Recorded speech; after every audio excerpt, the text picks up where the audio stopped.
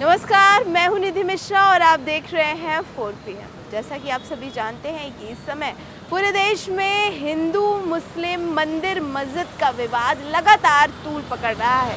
जिस तरह से एक के बाद एक खुलासे हो रहे हैं, जहां शिवलिंग और फुहारे को लेकर लगातार विवाद चल रहा है और ये विवाद अदालत तक जा पहुंचा है। जी हाँ, अब अदालत ये फैसला सुनाएगी कि ज्ञान व्यापी मस्जिद में जो मिला है वो शिवलिंग है या फिर फुहारा है। इसका विवाद लंबे समय तक चलेगा, इस पर सुनवाई होगी, बहुत सारे वकील बैठेंगे, लगातार कई तरीके के विवाद सामने आएंगे। पढ़े लिखे लोग, अधिकारी, वकील, सभी के समक्ष इस पर सुनवाई होगी, बहस होगी, लंबे समय तक बहस होगी। लेकिन जब तक फैसला नहीं सुनने में आएगा, जब तक फैसला सुनाई नहीं दिया जाएगा, तब तक जो चीज़ें सामने आएंगी, जो तस्वीरें सामने आएंगी, वो कुछ और नहीं बल्कि सियासी बयान सामने आएंगे। जी हाँ, सभी राजनीतिक पार्टियां अपने अपने विचार प्रकट करेंगी, अपनी अपनी बातों को सबके सामने रखेंगी, दुनिया के सामने रखेंगी।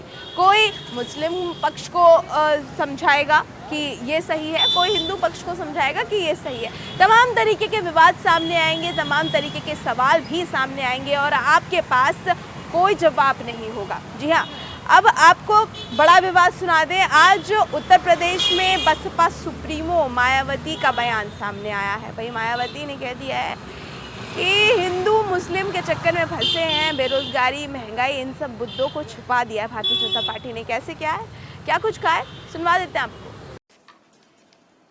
मीडिया बंधुओं, बीएसपी का ये मानना है और कहना भी है कि देश में निरंतर बढ़ रही गरीबी, बेरोजगारी व आसमान छू रही महंगाई आदि पर से जनता का ध्यान बांटने के लिए बीजेपी व इनके सहयोगी संगठनों द्वारा चुन चुनकर व खासकर यहाँ धार्मिक स्थलों को जो निशाना बनाया जा रहा है, ये किसी से छिपा नहीं है।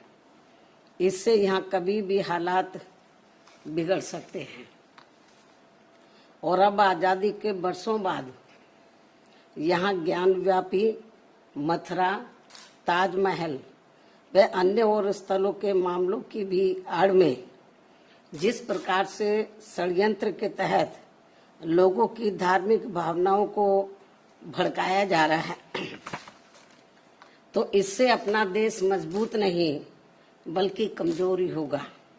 इस ओर भी बीजेपी को ध्यान देने की जरूरत है। इसके साथ ही अब विशेषकर एक धर्म समुदाय से जुड़े स्थानों के नाम भी एक एक करके जो बदले जा रहे हैं, तो इससे अपने देश में शांति, सद्भाव व भाईचारा आदि नहीं बल्कि आपसी नफरत एवं द्वेष की भावना ही पैदा होगी। ये सब अति चिंतनीय है तथा इनसे देश की आम जनता व सभी धर्मों के लोग भी जरूर सतर्क रहें, क्योंकि इससे न देश का भला होगा न ही आम जनता का भला होगा। बीएसपी की देश पे आम जनहित में ये सलाह भी है। धन्यवाद। तो भाई, मायावती के बाद अब बारी आ जाती है और विपक्ष की, और अब इस समय जो नेता प्रतिपक्ष बने हुए हैं, विपक्ष की मजबूत भूमिका निभा रहे हैं उत्तर प्रदेश में समाजवादी पार्टी के अध्यक्ष अखिलेश यादव। लंबी चौड़ी बात कह रहे हैं, कैलेंडर से लेकर सभी मुद्दों पर बात कर डाली और कह दिया है कि भारतीय जनता पार्टी के पास मंदिर मस्जिद का जो मुद्दा है वो कैलेंडर की तरह रखा हुआ है। मतलब कि उनके पास एक के बाद एक बड़े बड़े मुद्दे इस तरह के हैं। कैसे कहा है, क्या कुछ कहा है, फिर से सुनवाते हैं आपको। मुझे यहाँ आज फूलपुर के रहे पूर्व विधायक श्याम बहादुर, उनकी माताजी के निधन के बाद उनके घर में कार्यक्रम था, उसमें शामिल होने आया था। उसके बाद मुझे कई अपने समाजवादी साथियों से मिलने का मौका मिला। आज मैं जहाँ यहाँ पे हूँ आमेर, इनके घर भी आने का मौका मिला मुझे। आजमगढ़ समाजवादियों का और यहाँ की जनता के बीच का हमेशा एक मजबूत संबंध रहा है। और आजमगढ़ की जनता ने मुझे भी चुन करके भेजा। आजमगढ़ से समाजवादियों का बहुत गहरा रिश्ता है। आने वाले समय में भी आजमगढ़ की जनता समाजवादियों के साथ ही रहेगी। ज्ञानवापी मस्जिद का और इस तरह के घटनाक्रम भारतीय जनता पार्टी जानबूझ करके करती है, या भारतीय जनता पार्टी खुद होती है, या उसके हिडन या इंडिविजुअल मित्र होते उनके साथ, वो अपने अदृश्य मित्रों को भी आगे करती है। क्योंकि भारतीय जनता पार्टी जो बुनियादी सवाल है उनका जवाब नहीं देना चाहती। डीजल पेट्रोल महंगा है, आपका आटा महंगा हो गया, चीनी महंगी है, दाल महंगी है, अगर आप घर बनाना चाहेंगे सरिया महंगी, सीमेंट महंगा, और हर चीज़ महंगी होती चली जा रही है। जिस समय हम और आप इस बहस को देख रहे थे, पता नहीं देश की कौन सी चीज़ बिक रही थी, किसको खरीदने के लिए आगे किया जा रहा था। जब कभी ऐसी चीज़ें दिखाई जाएंगी ज़्यादा, याद रखना कुछ न कुछ देश की बड़ी चीज़ बिक रही होगी।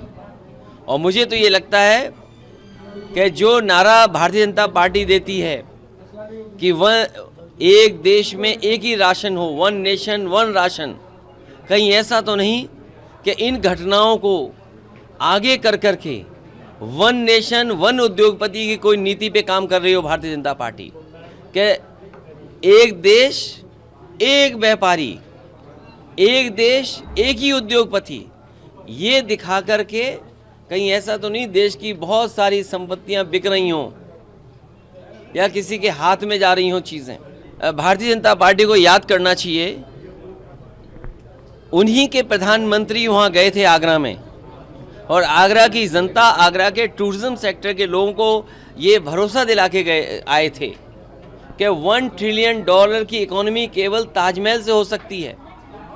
अगर उनके प्रधानमंत्री ये बात कहते हों कि $1 ट्रिलियन की इकोनॉमी हो सकती है केवल ताजमहल से, और उन्हीं के इंडिविजुअल मित्र क्या चाहते हैं, उन्हीं के इंडिविजुअल कार्यकर्ता क्या चाहते हैं, नफरत। क्योंकि उन्हें आने वाले चुनाव को लड़ना है, महंगाई बेरोजगारी का जवाब नहीं देना है।